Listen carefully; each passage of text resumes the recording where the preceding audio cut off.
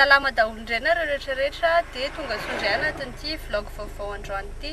Misy quartier iray izay zany dia hojerenay izao eto Roma ihany fa mbola tsy nandeha nakany mihitsy. Hitako tamin'ny Instagram ilay izy dia ohatran'ny hoe tsara be dia andeha mba hijerijery ihany fotsiny te.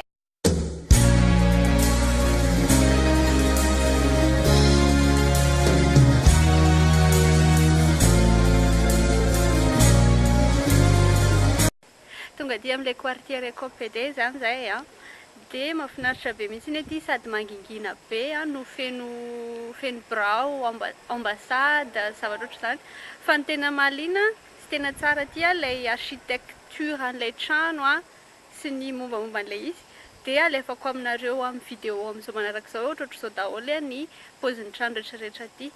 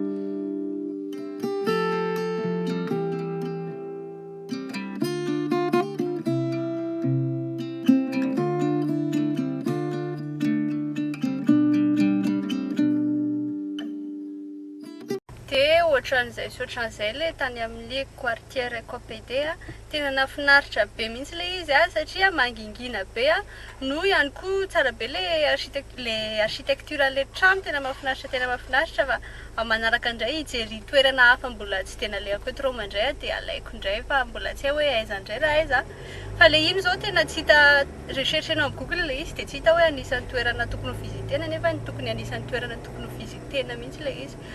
Dia izay zany fa manaraka indray anatin'ny vidéo vaovao indray dia mandrapio daholo. Bye bye!